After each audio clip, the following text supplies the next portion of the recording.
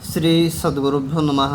आप सबका YS गुरु NCERT Sanskrit solution इस यूट्यूब चैनल पर हार्दिक स्वागत है।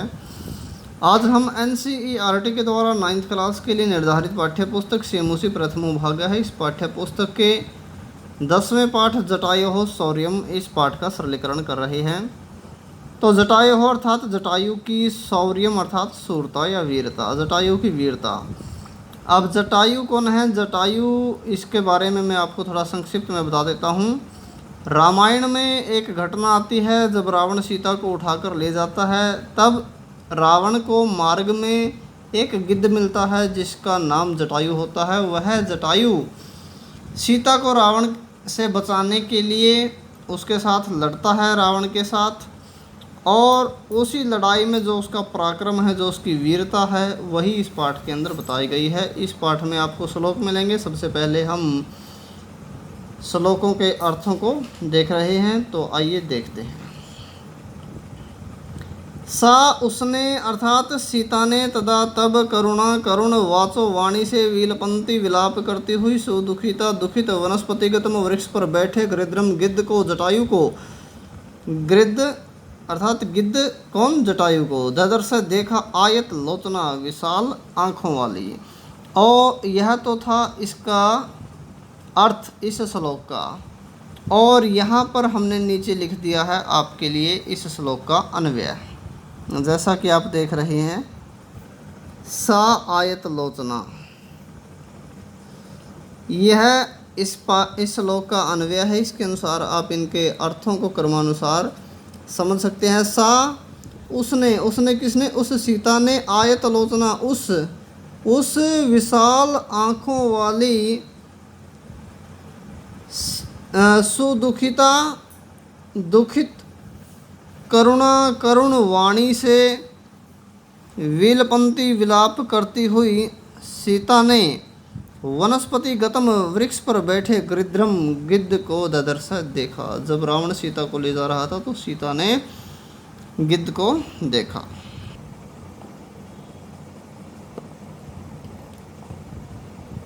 यहाँ पर दूसरा श्लोक है। जटायो हे जटायु, यह संबोधन है।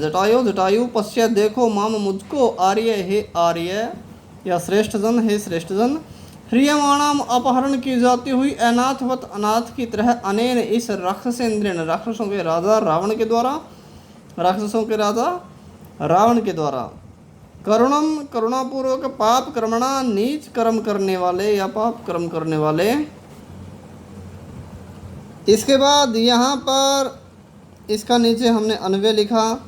आर्य हे आर्य जटायो हे जटायु, हे श्रेष्ठ जन जटायु, अनेन इसके द्वारा, करुणम करुणापूर्वक, पाप कर्मणा पाप कर्म करने वाले या नीच कर्म करने वाले, राक्षसेंद्रेण राक्षसों के राजा रावण के द्वारा, अनाथवत अनाथ की तरह, ह्रियमाणाम अपहरण की जाती हुई, माम मुझको पश्य देखो, यह इसका अर्थ हो गया। यहाँ पर तीसरा श्लोक, तम उस शब्दम शब्द को,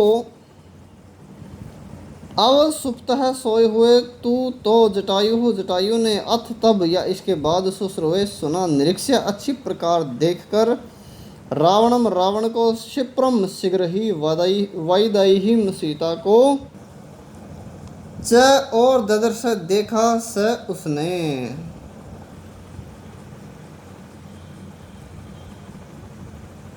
यहाँ पर हमने इस श्लोक का अन्वय कर दिया। अथ इसके बाद या तब, अवसुप्त है सोए हुए जटायु ने, तम शब्दम उस शब्द को, शुश्रूवे सुना, सीता के शब्द को सुना, स उसने, रावण को, निरीक्ष्य अच्छी प्रकार से देखकर, क्षिप्रम जल्दी ही, वैदेहीम सीता को, च और ददर्श देखा। इसके बाद सोए हुए जटायु ने उस शब्द को सुना, उसने रावण को अच्छी प्रकार से देखकर और जल्दी ही सीता को देखा। यह इसका अर्थ हुआ। यहाँ पर हमारा चौथा श्लोक है। ततः तब पर्वत श्रृंगाभ है। पर्वत होता है पहाड़ या पर्वत, श्रृंग का मतलब चोटी, शिखर, आभ है मतलब शोभा वाला। पर्वत की चोटी की शोभा वाला, पर्वत के शिखर की शोभा वाला, तीक्ष्ण तुंड है, तीक्ष्ण होता है तेज या नुकीली, नुकीली चोंच वाला। वनस्पतिगत है, वृक्ष पर तीक्ष्ण तुंड है के बाद सॉरी एक शब्द यहाँ रह गया था, खगोत्तम है, पक्षियों में श्रेष्ठ।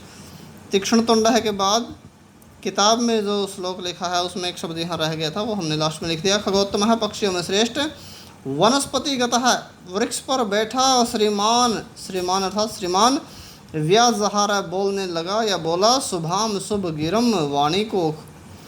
तो इसका अन्वय नीचे हमने लिखा तथा है पर्वत श्रृंगाभ है, तीक्ष्ण तुंड है, वनस्पतिगतम, वनस्पतिगत है, श्रीमान, खगोत्तम है, शुभाम, गिरम, व्याजहार। इसका अर्थ देखिए, तथा तब पर्वत श्रृंगाभ है, पर्वत के शिखर की शोभा वाले, तीक्ष्ण तुंड है, नुकीली चोंच वाले, वनस्पतिगत है,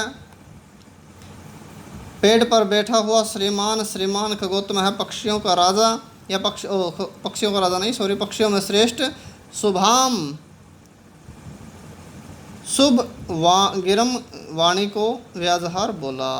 तब पर्वत की शोभा वाले और नुकीली चोंच वाले पेड़ पर बैठा हुआ श्रीमान खगोत्तम है, वह गिद्ध शुभाम गिराम व्याजहार एक शुभ वाणी को बोला, वह रावण को समझाने लगा। यहाँ 5वां श्लोक है हमारा। निवृत्य, हटा लो। मतिम, बुद्धि को। नीचाम, नीच। पर दाराभिमर्शनात्, पर होता है पराया और पराई। दारा, दारा होता है दार, दार शब्द लिया गया है संस्कृत में औरत, पत्नी के लिए। पराई पत्नी या पराई औरत। अभिमर्शनात्, स्पर्श करने से। पराई स्त्री को स्पर्श करने से। न नहीं, दोबारा देखिए। निवृत्ति, हटा लो। मतिम, बुद्धि को। नीचाम, नीच। पर दाराभिमर्शनात्, पराई स्त्री को स्पर्श करने से। न नहीं, यहाँ पर है तत् वह या उस समाश्रित करना चाहिए। धीर है, धीर व्यक्ति। यत, जो कार्य। पर है, दूसरा व्यक्ति। अस्य, इसकी। विग्रहेत, निंदा करे। अब यहाँ पर इसका अर्थ आप देखेंगे क्या है। यहाँ पर इसका भावार्थ है पर दाराभिमर्शनात्, पराई स्त्री के स्पर्श करने से। नीचाम, नीच। मतिम, बुद्धि को। निवृत्ति, हटा लो। यत, जो कार्य। पर है, दूसरा व्यक्ति। अस्य, इसकी। विग्रहेत, निंदा करे। तत् वह कार्य। धीर है, धीर व्यक्ति को। नहीं समाश्रित करना चाहिए। भाई जिस कार्य की दूसरे व्यक्ति निंदा करे, धीर व्यक्ति को वह कार्य कभी नहीं करना चाहिए। इसलिए पराई औरत के स्पर्श करने से नीच बुद्धि को हटा लो। तो यह इसका अर्थ था। इसके बाद अगला श्लोक है। वृद्धो, बूढ़ा। अहम, मैं। त्वम, तुम। युवा, जवान। धन्वी, धनुर्धर। सारथः, रथ युक्त। कवची, कवच युक्त। सरी, बाण युक्त। न नहीं, च। और। अपि, भी। आदाय, लेकर। कुशली, कुशल। वैदेहिम, सीता को। मैं, मेरे होते या मेरी। मेरी का मतलब यहाँ पर एक सम्मान के लिए माता का भाव माना है, लेकिन मैं शब्द का कई अर्थ देखने को हमको मिलते हैं। यहाँ पर हम जो इसका अर्थ लगाएंगे वो मेरे होते, यह अर्थ हम लगाएंगे, ना कि मेरे लगाएंगे। लेकिन वैसे मैंने आप छात्रों के ज्ञान के लिए यह अर्थ भी इसका साथ में लिख दिया। मैं का अर्थ मेरी या मेरा भी होता है, लेकिन यहाँ पर इस श्लोक में जो हम इसका अर्थ मानेंगे वो मेरे होते हुए। गमिष्यसि, जाओगे। यह तो एक एक वर्ड मीनिंग हुआ। अब इसका भावार्थ देखिए। जटायु ने रावण को कहा, अहम वृद्ध है, मैं बूढ़ा हूँ, क्योंकि जटायु की आयु जो है काफ़ी बताई जाती है उस समय शास्त्रों में कि जटायु गिद्ध था लेकिन काफ़ी बूढ़ा था उस टाइम। अहम वृद्ध है, मैं बूढ़ा हूँ। तुम युवा, जवान हो। धनवी, धनुर्धर हो। सारथ है, रथ वाले हो। कवची, कवच वाले हो। सरी, बाण वाले। असी हो। मैं, मेरे होते। वैदेहिम, सीता को। आदाय, लेकर। नहीं, कुशली, कुशल पूर्वक। गमिष्यसि, जाओगे, कि मेरे होते हुए तुम ठीक ठाक नहीं जा सकते।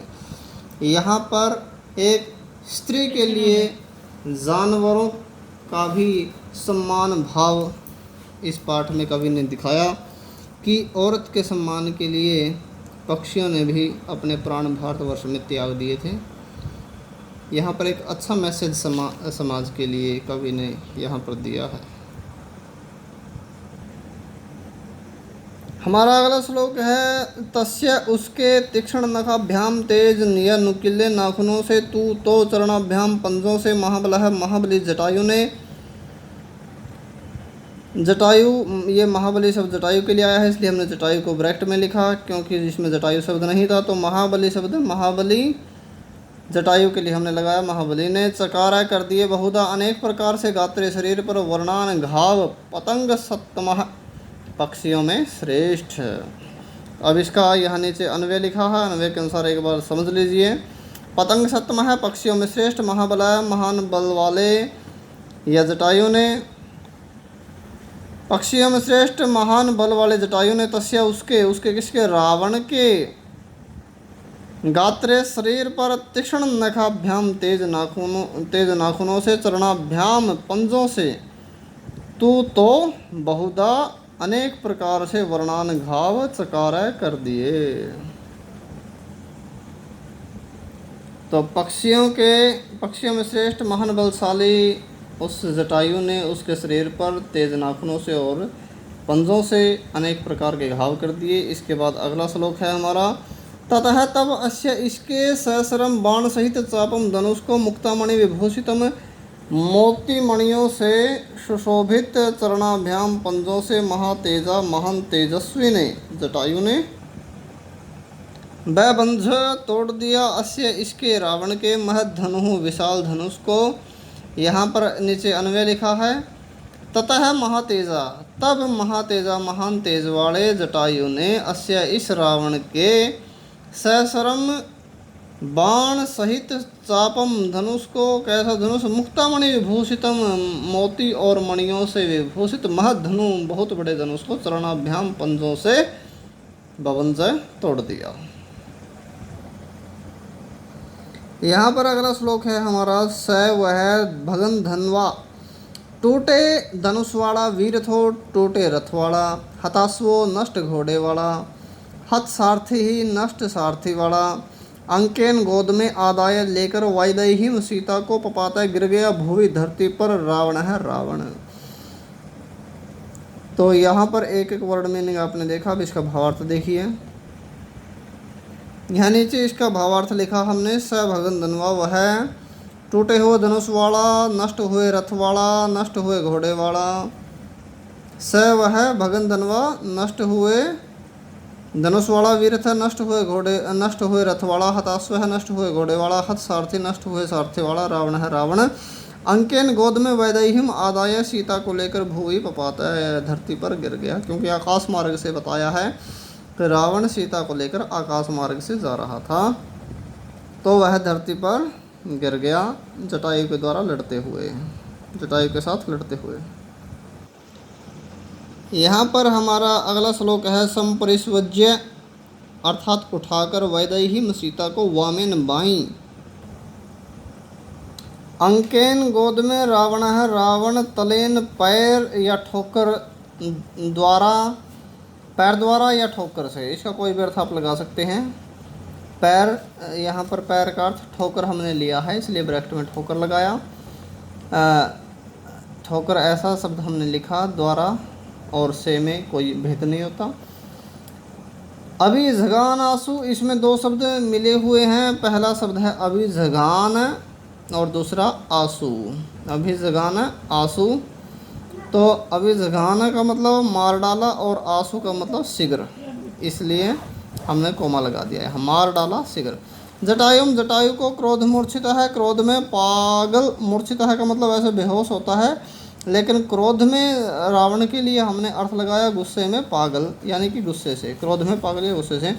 और नीचे हमने इस श्लोक का अर्थ अन्वय लिखा है, उसका अर्थ आप देखेंगे, क्रोध मूर्छित है, क्रोध में पागल रावण है रावण ने वामेन अंकेन बाई गोद में वैदेहीम सीता को संपरिस्वज्य उठाकर जटायु तलेन ठोकर से आंसू शीघ्र ही अभिजगा ने मार दिया।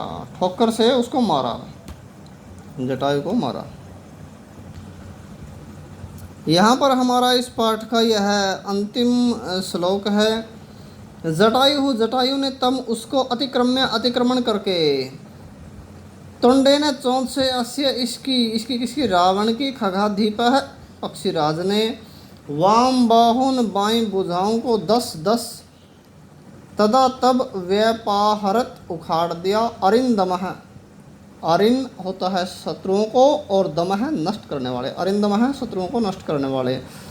नीचे हमने इसका अन्वय लिखा है, इसके अनुसार आप भावार्थ को देखिए। तदा तब खगादीप है पक्षियों के राजा ने, पक्षीराज ने, किसने, जटायु ने। तब जटायु ने अरिंदम है शत्रुओं को नष्ट करने वाले, जटायु ने। तब पक्षीराज शत्रुओं को नष्ट करने वाले जटायु ने तम अतिक्रम्य उसको अतिक्रमण करके, अतिक्रमण का मतलब उससे भी ज़्यादा साहस के साथ, क्योंकि उसने ठोकर मारी थी लेकिन फिर भी उसने तम अतिक्रम्य उसको अतिक्रमण करके अस्य इसकी किसकी रावण की 10 वाम बाहुन 10 बाई भुजाओं को, क्योंकि ऐसा हमने सुना है कि रावण की 20 भुजाएं थी और 10 उसके शीश थे, तो बाईं साइड की 10 भुजाओं को तुंडेन चोंच से व्यापाहरत उखाड़ दिया।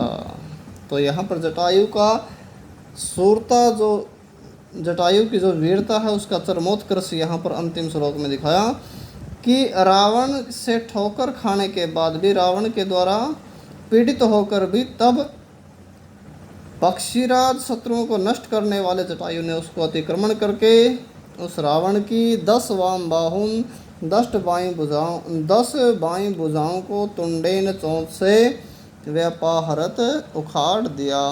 तो यहाँ पर हमारा जो यह 10वां पाठ है जटायोः शौर्यम, यहाँ पर यह कंप्लीट हुआ, पूर्ण हुआ।